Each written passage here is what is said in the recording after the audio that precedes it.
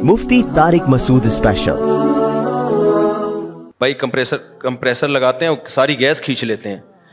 ये बिल्कुल ऐसे ही है जैसे एक ज़माने में ना हम जब छोटे थे तो हमारे इमाम साहब ने मस्जिद में मिंबर पे बयान किया कि पानी की मोटरें मत लगाओ। वाकई ये इलीगल था।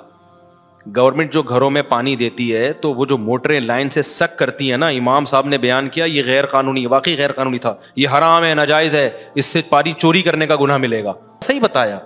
बात यह है कि मोटर तो लगाना इलीगल है। क्यों? वजह उसकी है कि जो पानी घरों में डिवाइड होके जाएगा, जब आप लगाओगे तो सारा पानी तो आप खींच लोगे। बिल्कुल अब ये गैस में भी ऐसा ही हो गया है।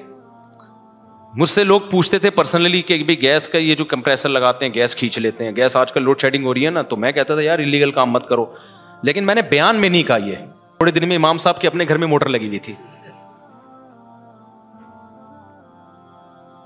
मुझे तो पता था, मैंने बताया नहीं लोगों को, और यूट्यूब भी नहीं था, वो लोग पी गए। हालांकि इमाम साहब गलत नहीं थे। मौलवी सिर्फ मिंबर की हद तक दीनदार नजर आते हैं, खुद सारे काम कर रहे होते हैं, हमें मना करते हैं कि हराम है।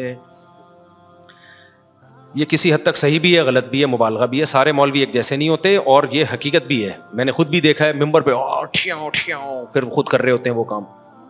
हमारे उस्ताद एक बात किया करते थे कि जब भी कोई फतवा दो ना तो पहले ये देखो इसकी एज कितनी है, कितने दिनों के बाद मैंने इससे यूटर्न लेना है, तो पहले से ही सोच समझ के फतवा दिया करो। बाज दफा ये होता है, ये गड़बड़ उन मौलवियों में होती है जो वाइज होते हैं। वो किसी चीज को ना उसकी हैसियत से ज्यादा बढ़ा देते हैं, हालांकि वो शरीयत में नहीं होती, और इतना बढ़ा देते हैं कि सोसाइटी में वो काबिल अमल होती नहीं है। ये उन मौलानाओं के साथ ज्यादा होता है। अब मिसाल के तौर पर मैंने ऐसे मौलाना देखे बदनजरी के खिलाफ बयान, औरत से छुपो, उसके हाथ लग गया तो ऐसे जैसे सर में कील ठोक दी, और देख लिया तो ऐसे जैसे जिना हो गया। इतना सख्त बयान करते हैं कि बस ना महरम औरत तो बस आदमी कहता है भाई मार दो इनको, सबको कब्र में डाल दो। अब जब खुद सोसाइटी में जाते हैं तो ये पॉसिबल ही नहीं है अमली तौर पर। अब कोई आ गई, उन्हीं की चच्ची आ गई, ना महरम है लेकिन आ गई, तो क्या धक्के देके भगाएं उनको? उनके सर पे दुपट्टा नहीं हो, बैठी हाँ हुई वो यूं तो कर रहा है, लेकिन अब सलाम का जवाब तो देगा ना उसको। एयर होस्टेस आ गई जहाज में पूछने के लिए कैसे हैं आप, खैरियत से हैं, वो यूं कहे ना महरम को देखना हराम है, वो जाहिर है मुरव्वत के खिलाफ है, वो कहेगा ठीक हूं आप खैरियत से हैं, इतना तो होगा। तो ये वो मौलाना लोग हैं जो शरीयत को अभी सोसाइटी में चले होते नहीं है, उन्होंने सिर्फ घर मदरसा मिंबर देखा होता है, तो एक ऐसी चीज कुरान और सुन्नत से निकाल के पेश कर देते हैं जो काबिल अमल नहीं होती। उस वक्त तो वाह हो जाती है, कहते हैं ऐसे होते हैं डंके की चोट पे हक बयान करने वाले, डरते वरते नहीं है। जब खुद फंसते हैं तो क्या करते हैं, भाई ये क्या हो गया, फिर लोग बदगुमान होते हैं। ये देखो, इसकी मैं एक आसान मिसाल दूं। ये जो बारात का खाना है ना, ये इस्लाम में साबित नहीं है। नबी ने वलीमा किया है, बेटियों की शादी पे एक खजूर भी नहीं खिलाया। इसी तरह जहेज भी साबित नहीं है। लेकिन मैं जब भी ये बयान करता हूं ना, मैं कहता हूं बारात का खाना साबित नहीं है, इसका बायकॉट करना चाहिए। लेकिन कोई ऐसा नहीं है कि कोई यानी साइड इफेक्ट की वजह से नाजायज है, इसके सोसाइटी पे बुरे असरात पड़ रहे हैं। अब आपकी अपनी बहन की शादी हो रही है और आप बारात में नहीं गए, तो आपका जो बहनोई है या आपके जो बहन के ससुराल है वो बोलेंगे ये बंदे कहां शार्ट हो गए, 3 मौलवी थे भाई, वो तीनों ये बहन की शादी से गायब हो गए। उनको ये बात समझाना कि बारात की वजह से बायकॉट किया है, ये बात उनको समझ में आएगी? आप कह सकते हो फिर वो बायकॉट कर लेते, बायकॉट करते रिश्ता नहीं होता आगे। नतीजा क्या निकलता? रिश्ता ही नहीं होता आगे ना। तो आपने शुरू में बात ऐसी क्यों की है जो सोसाइटी में काबिल अमल नहीं है? हमें शरीयत में इसकी बीसियों मिसालें, एक सेकंड में, बीसियों मिसालें मिलती हैं कि एक चीज बाज दफा गलत होती है लेकिन मजबूरी में क्या होती है, वो जायज होती है। हाँ, वो चीज जो सरी हराम है ना, वो कभी मजबूरी में, शराब मजबूरी में जायज नहीं होगी, चर्स मजबूरी में जायज नहीं होगी।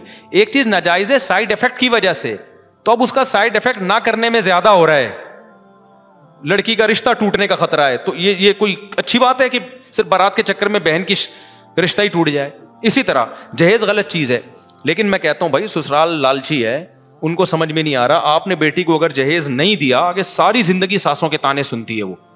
जहां ऐसी सिचुएशन हो तो जब जुल्म से बचने के लिए रिश्वत देना जायज है, तो जहेज देना भी जुल्म से बचने के लिए जायज है। ये वहां रोका जाएगा जहां दोनों पार्टियां इसको समझती हों جہاں ایک پارٹی سمجھتی ہے دوسری نہیں سمجھتی, پھر تو دینا پڑے گا آپ کو جہیز, ورنہ برباد ہو جائے گی بیٹی کی زندگی.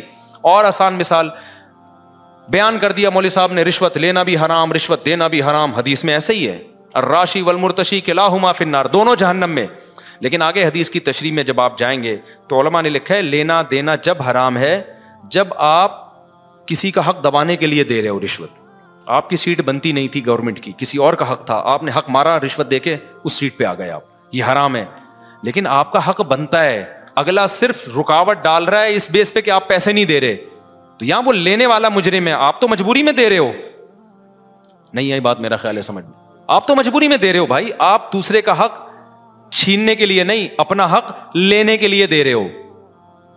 اب مولوی صاحب, اب کسٹم میں دیکھ لو نا, کنٹینر پھنسے ہوئے ہوتے ہیں.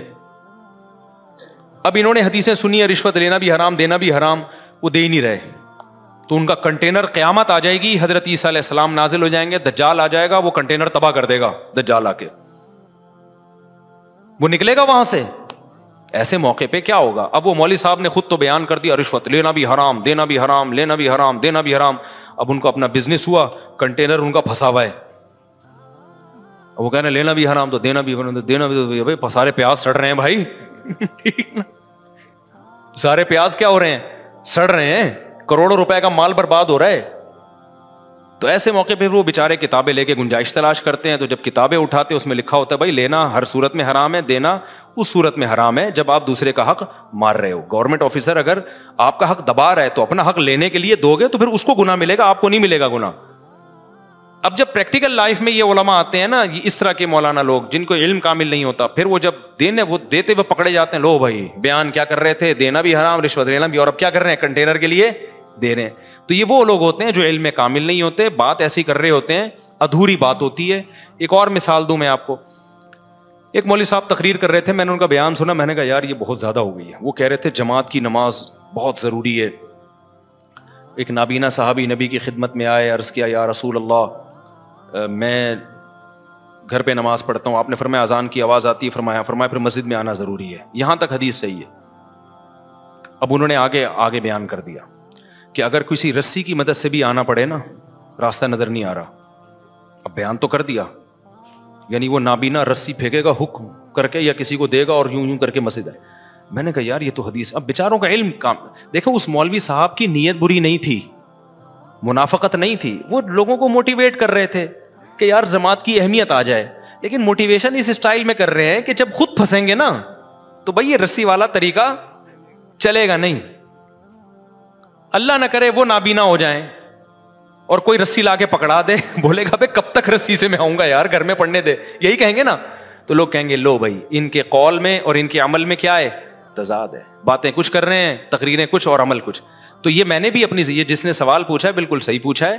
بہت سے مولانا لوگ کیا کرتے ہیں, ایسی بات بتا رہے ہوتے ہیں لوگوں کو ممبر پہ, اس وقت لوگ بلے بلے واہ واہ سبحان اللہ زبردست حق پرست, جیسے ماضی میں کچھ ایسے لوگ گزرے. تو ایک اصول ضابطہ رکھو بھائی, ہم نے ریاست کو بچانا ہے بس, ایسی کی ہمیں شخصیتیں بعد میں, پہلے کیا ہے اسٹیٹ ہے ریاست ہے, ہماری پالیسی ہے اسٹیٹ پہ کمپرومائز نہیں ہوگا, بس پاکستانی ہے مسلمان ہے اس کے بعد ہم پاکستانی ہیں ختم. تو اس میں کبھی فوج کی مخالفت بھی ہوگی, کبھی حمایت بھی ہوگی. اگر آپ نے ایک ہی چیز کو درد سر بنا لیا تو پھر آپ پھنس جاؤ گے. تو خیر ملک میں ہوتا بہت الٹا سیدھا غلط ہو رہا ہے بہت کچھ, جو ابھی جو حالات چل رہے ہیں وہ کوئی اچھے حالات تھوڑی چل رہے ہیں. اچھا خیر, تو میں کہاں, تو یہ جو کسی نے پوچھا نا مذہبی اسکالر ایسا کرتے ہیں, یہ ایسا کرتے ہیں بیچارے, وہ غلط نہیں ہوتے, ان کو پوری نالج نہیں ہوتی, ممبر پہ وہ ایک دم جوش میں تقریریں. ایک اور میں مثال دے دیتا ہوں. اب یہ جو حکومت کہتی ہے گیس پمپ مت لگاؤ, ایسا ہی ہے نا, کیا کہتے ہیں اس کو, جو سیکشن لگاتے ہیں نا, گیس ساری کھینچ لیتے ہیں بھائی, کمپریسر لگاتے ہیں اور ساری گیس کھینچ لیتے ہیں. یہ بالکل ایسا ہی ہے جیسے ایک زمانے میں نا, ہم جب چھوٹے تھے تو ہمارے امام صاحب نے مسجد میں ممبر پہ بیان کیا کہ پانی کی موٹریں مت لگاؤ. واقعی یہ اللیگل تھا. گورنمنٹ جو گھروں میں پانی دیتی ہے تو وہ جو موٹریں لائن سے سک کرتی ہیں نا, امام صاحب نے بیان کیا یہ غیر قانونی, واقعی غیر قانونی تھا, یہ حرام ہے, ناجائز ہے, اس سے پانی چوری کرنے کا گناہ ملے گا. اب امام صاحب بیچاروں نے اچھی نیت سے بیان کیا, تھوڑے دن میں امام صاحب کے اپنے گھر میں موٹر لگی ہوئی تھی. مجھے تو پتا تھا, میں نے بتایا نہیں لوگوں کو, اور یوٹیوب بھی نہیں تھا, وہ لوگ پی گئے. حالانکہ امام صاحب غلط نہیں تھے, نہ ان کی نیت چوری کی تھی, انہوں نے بیچاروں نے اپنے لحاظ سے صحیح بتایا. بات یہ ہے کہ موٹر تو لگانا انلیگل ہے. کیوں؟ وجہ اس کی ہے کہ جو پانی گھروں میں ڈیوائڈ ہو کے جائے گا, جب آپ لگاؤ گے تو سارا پانی تو آپ کھینچ لو گے. لیکن بات یہ کہ جب سب نے یہ انلیگل کام کر لیا, سب نے لگا لی, اب اگر آپ نہیں لگاؤ گے نا تو 2 قطرے بھی آپ کو نہیں ملیں گے. اب لگانا جائز ہو گیا, اس لیے کہ اب دوسرے کا حق دبانے کے لیے نہیں ہے, بلکہ اپنا جائز حق تو ملے بھائی. تو امام صاحب نے یا دائیں بائیں دیکھا, یار میری تقریر یوٹیوب تو ہے نہیں, کوئی ریکارڈنگ بھی نہیں ہے, پی گئے نا, چپکے سے لا کے گھر میں لگا دو. اب کوئی امام صاحب کو دیکھتا بولتا پہلے تقریر کر رہے تھے موٹریں لگانا حرام ہے, خود لگائی ہوئی ہیں گھر میں. تو وہ بیچاروں کو اس لیے ان کو چاہیے تھا کہ بھائی پوری نالج لیتے, اس کے سائڈ افیکٹ کیا ہوں گے, اس کے فائدے کیا ہیں, نقصانات کیا ہیں. گورنمنٹ تو بہت ساری چیزوں کو انلیگل کرتے کرتے خود ہی حکومتوں کے گھر میں, یہ جنریٹر جو ہم چلاتے ہیں گیس پہ, یہ بھی تو انلیگل ہے. ساری دنیا نے گیس کے جنریٹر لگائے ہوئے ہیں, تو یہ کون سا انلیگل ہے بھائی؟ آپ نہیں لگاؤ گے تو کیا ہوگا؟ اندھیروں میں, قبر کے اندھیرے آپ کو یاد آتے رہیں گے بیٹھ کے. تو یہ انلیگل ہے, لیکن گورنمنٹ اس کو انلیگل بنائے نا, پریکٹیکلی پکڑے لوگوں کو. بالکل اب یہ گیس میں بھی ایسا ہی ہو گیا ہے. مجھ سے لوگ پوچھتے تھے پرسنلی کہ بھائی گیس کا یہ جو کمپریسر لگاتے ہیں گیس کھینچ لیتے ہیں, گیس آج کل لوڈ شیڈنگ ہو رہی ہے نا, تو میں کہتا تھا یار انلیگل کام مت کرو. لیکن میں نے بیان میں نہیں کہا یہ, اس لیے کہ مجھے یہی خطرہ لگ رہا تھا کہ یار کل جو ہے نا سب لگائیں گے تو پھر میرا بیان یہ لوگ چلائیں گے. میں نے ابھی تک نہیں لگایا, میرے ان 3 گھروں میں کہیں بھی نہیں ہے وہ, تو 4 گھروں میں 3 تک وہ عادت پرانی ہو گئی ہے نا. تو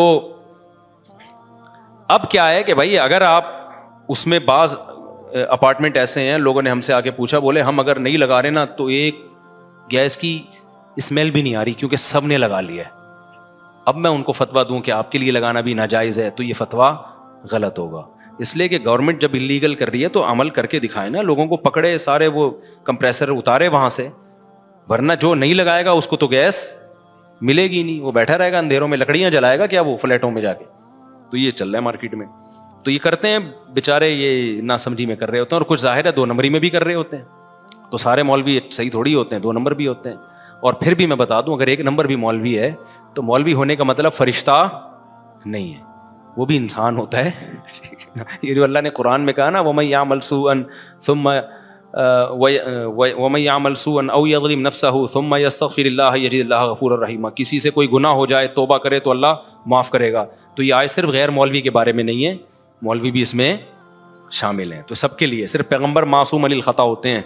تو کسی کی پرائیویسی میں گھسنے کی آپ کو ضرورت کیا ہے؟ ٹھیک ہے نا, آپ دیکھو بھائی بات صحیح کر رہا ہے, سمجھ میں آ رہی ہے, ٹھیک ہے بھائی. تو ہمیں شریعت نے پردہ ڈالنے کا حکم دیا. کسی کا عیب سامنے آئے تو کیا کرو بھائی, پردہ ڈالو. ہاں ایسا عیب جس سے لوگوں کو نقصان ہو رہا ہو, چوری کہاں کر رہا ہے, چرس تقسیم کر رہا ہے چپکے چپکے, اس سے تو سوسائٹی تباہ ہو رہی ہے. پھر ایسے عیبوں میں اس کو تنبیہ کی جائے گی, نہ مانے تو اس کو دنیا کے سامنے لایا جائے. جیسے جو سیاسی لیڈر کوئی رشوت لیتا ہوا پکڑا جائے تو ایسے لوگوں کو ایکسپوز کرنا چاہیے, کیونکہ یہ ضرر اس کی ذات تک نہیں ہے بلکہ یہ ضرر متعدی ہے, لوگوں تک پھیل رہا ہے. ہماری دونوں شیعوں ہو گیا کیا, غیر مسلم کے ناپاک کپڑے دھو کے. اب وہی بات ہے, میرے پاس ایک دفعہ ایک شخص آیا کہ میں جگہ جاب کر رہا ہوں تو وہاں خواتین بھی ہیں, نظر کی حفاظت نہیں ہوتی, تو میرے شیخ نے فتویٰ دیا ہے کہ یہ ناجائز ہے, چھوڑ دو اس کو.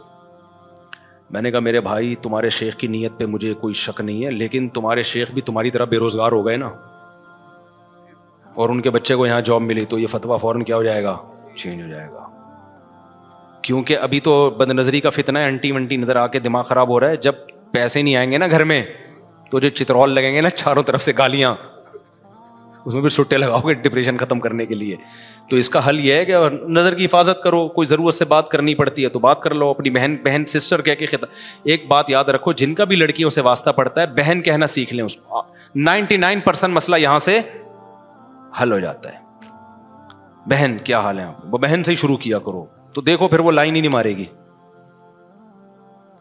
بہن بول دیا نا تو آدھا سے زیادہ مسئلہ یہاں. اور بولتا نہیں ہے, شرارتی آدمی, دل میں چور ہوتا ہے اس کے, وہ زہر کا پیالہ پی لے گا, اس کے منہ سے بہن نہیں نکلتا. تو بہن کہنا سیکھ لو.